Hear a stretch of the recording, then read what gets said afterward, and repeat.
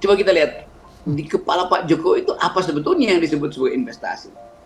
Apa sebetulnya yang disebut hak rakyat? Kalau definisi dia tentang investor dan rakyat itu berubah-ubah. Pro rakyat lalu pro investor. Lalu balik lagi pro rakyat, lalu balik lagi pro investor. Nah, orang semacam ini itu pasti ada gangguan dalam cara berpikir itu. Jadi kalau kita lihat bagaimana presiden itu mengurus negara, itu orang akan lihat problem-problem yang sederhana semacam ini tidak bisa dia pastikan sebagai ketegasan. Itu dasarnya kan. Sehingga orang atau para peneliti akan bilang, ya kalau begitu memang praktek cawe-cawe Pak Jokowi itu melekat di dalam psikologi dia sebagai manusia yang mempunyai kekuasaan atau diberi kekuasaan. Maka kita mulai menilai dari awal, jangan-jangan memang salah kita menilai kemampuan Jokowi itu. Bahwa dia dari awal punya problem psikologi. Alamin. Pertama, saya mengucapkan puji syukur ke Allah Subhanahu wa taala. Hari ini adalah hari yang paling berbahagia, tepatnya hari Senin.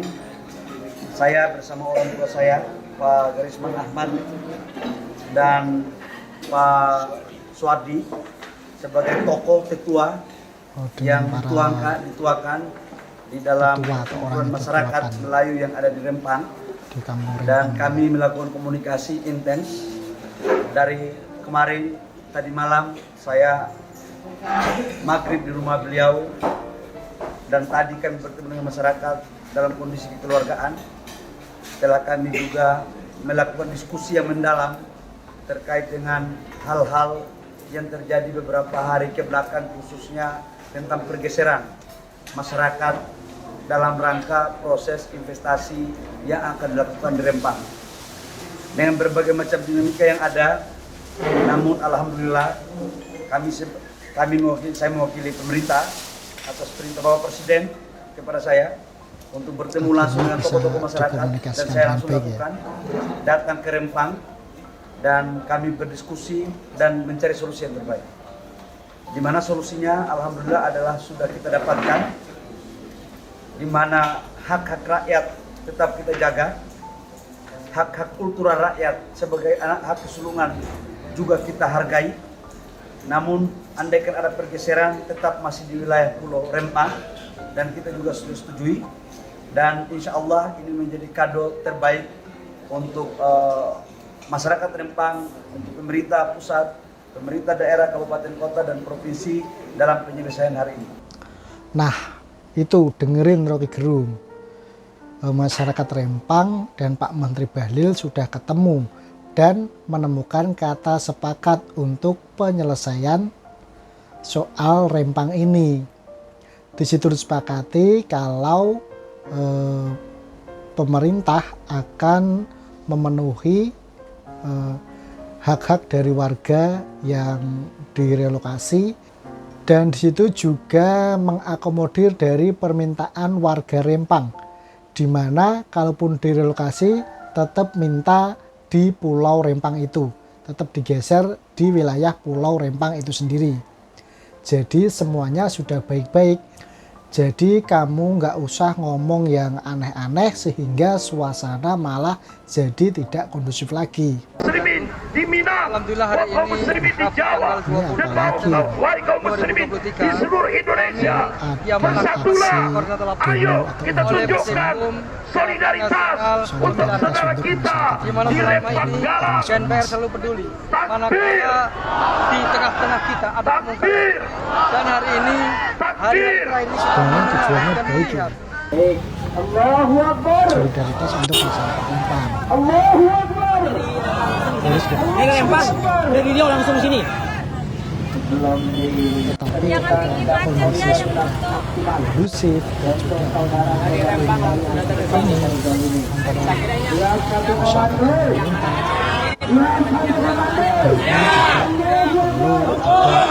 seperti ini lagi. Dan karena itu sudah selesai, saya minta Ayahanda Bapak Garisman untuk menyampaikan tentang kesepakatan kita tadi. Semoga ini menjadi amanah dan selalu diberkahi oleh Allah Subhanahu wa taala. Amin. Terima kasih Pak Menteri, teman-teman media. Alhamdulillah seperti yang saya sampaikan, saya adalah sebagai orang tua yang dituakan tidak boleh memutus sesuatu dengan saya sendiri dengan dasar musyawarah mufakat. Ini salah Sudah satu barang tentu ketua setiap pembangunan ada efek negatifnya, tapi kita berharap yang positifnya lebih besar. Memang sesuatu hal yang mau kita lakukan kalau sebelum ada nanti menjadi ada, jelas sekali baru ada terasa kebaikan itu sendiri. Satu contoh seperti Kota Batam yang dahulunya ada juga seperti Rempang di pesisir Nusantara, tapi setelah dikembangkan oleh pemerintah maupun swasta, efeknya ini positifnya kan lebih banyak yang kita rasakan.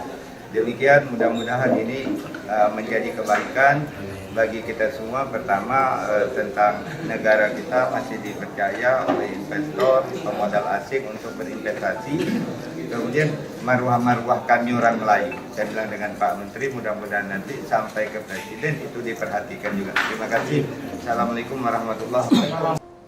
Nah, itu tadi ya penjelasan dari salah seorang tetua atau orang yang dituakan di masyarakat Rempang sendiri.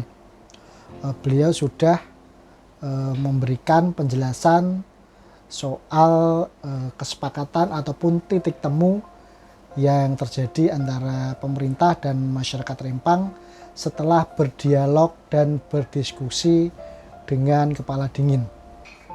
Namun sangat disayangkan ya, tadi kita melihat masih ada unjuk rasa dari beberapa ormas yang membela ataupun bentuk solidaritas untuk masyarakat Rempang. Sebenarnya tujuannya baik sih, harus kita apresiasi juga solidaritas untuk saudara-saudara kita yang ada di Rempang.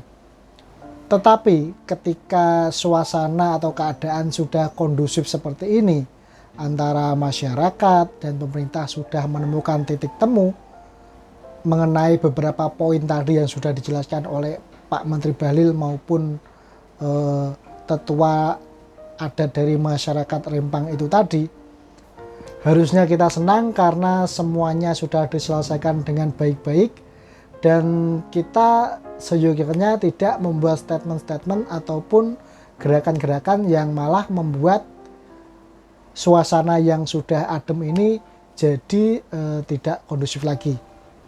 Dan semoga saja dengan titik temu ini adalah awal kebaikan untuk semuanya, baik itu dari pihak masyarakat Rempang maupun pemerintah dan pihak-pihak terkait soal